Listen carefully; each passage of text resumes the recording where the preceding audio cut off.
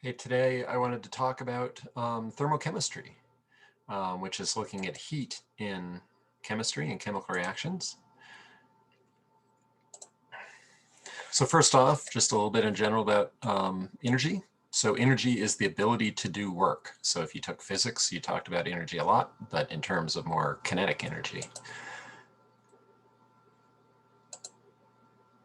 Now, in terms of thermodynamics, probably the most important principle is this law of conservation of energy, which says, in the first law of it, which says in any chemical reaction or physical process, energy is neither created nor destroyed by ordinary chemical means. Energy transforms from one form to another. So it can be in terms of thermal energy, or it can be stored in the energy in the bonds, or some potential energy, something like that. But you can't create or destroy energy by ordinary chemical means. Now, when we're calculating numerically energy, the big formula that comes into play is Q equals mc delta T. And so Q is energy, or heat. M is the mass. C is specific heat. And delta T is the change in temperature of the system. Now, when we're looking at Q, you can measure Q by a variety of different things. One possibility is calories.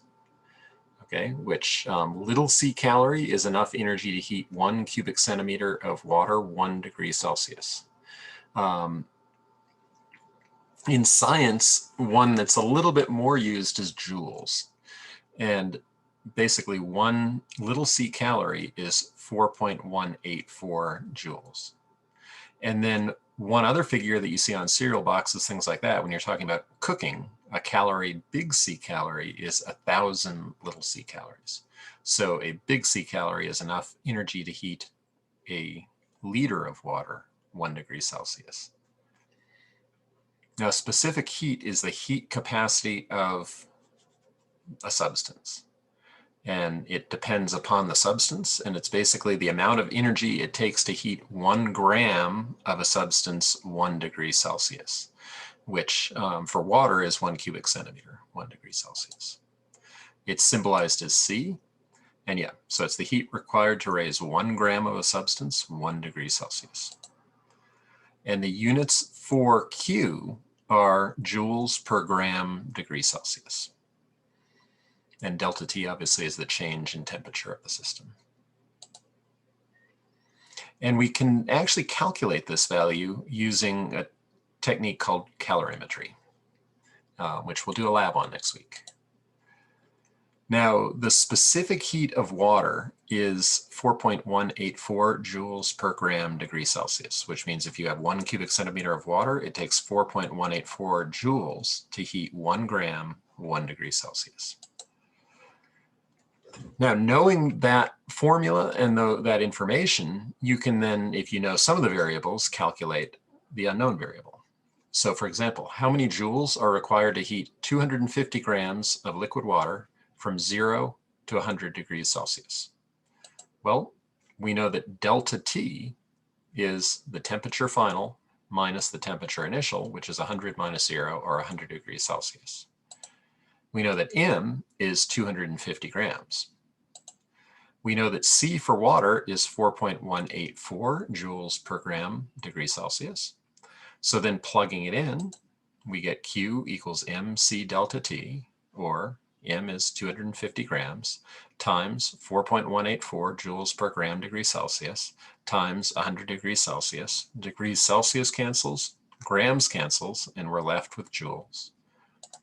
And when we do the math out, we get 104,600 joules. Now, you could also figure out how fast you would have to throw this, and this is more of a physics problem, in order to get that same amount of energy. Now, second problem, instead of solving for the energy, or joules, you could have another variable that's unknown. In this case, let's say you had, or you added 455 joules of energy to 18 grams of liquid water, and you want to know, how many degrees Celsius will this heat it? Well, M is 18 grams. C is 4.184 joules per gram degree Celsius, and we're solving for delta T. And we know that Q is 455 joules. So Q equals MC delta T, and dividing both sides by MC, they cancel on this side, and you get delta T equals Q over MC. So then substituting, delta T is Q is 455 joules, M is 18 grams, C is 4.184 joules per gram degree Celsius. Grams will cancel, degrees Celsius will cancel, we'll be left with joules. Or sorry, my mistake. Joules cancels, grams cancels, we're left with degrees Celsius. And, oops, how do I just didn't give the answer there. So the answer was 6.00 degrees Celsius. Okay, now there's a couple other terms here. One is exothermic. Now, exothermic is a chemical reaction that gives off energy as it occurs. So you actually get a loss of energy in the system, but then the surrounding area heats up. So when you light a fire, that's an exothermic reaction. So there's energy stored in whatever fuel source you used. When it reacts, it gives off that heat, and your system at the end has less potential energy than when it started.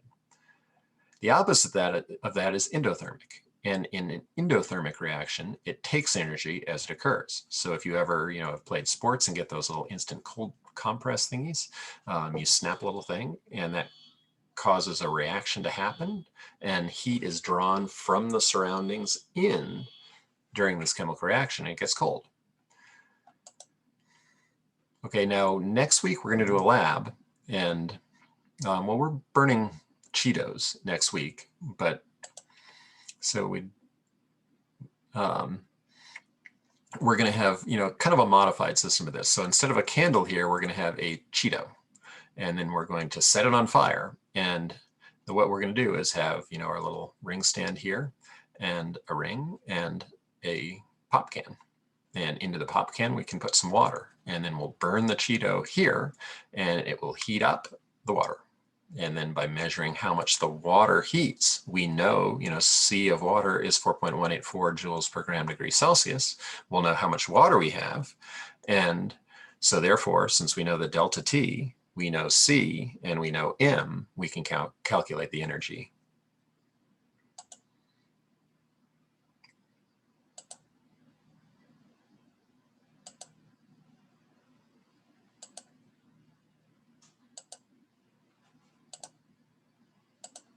Okay, one thing you can also do then is find out molar heat capacity. So once you find the amount of energy it takes, or that's generated, you can then take that amount of energy, and then knowing how much burned, you can then divide the amount of energy by the moles of what was burned to get joules per mole degrees Celsius. So basically, the molar heat capacity is the heat required to raise the temperature of 1 mole of a substance 1 degree Celsius.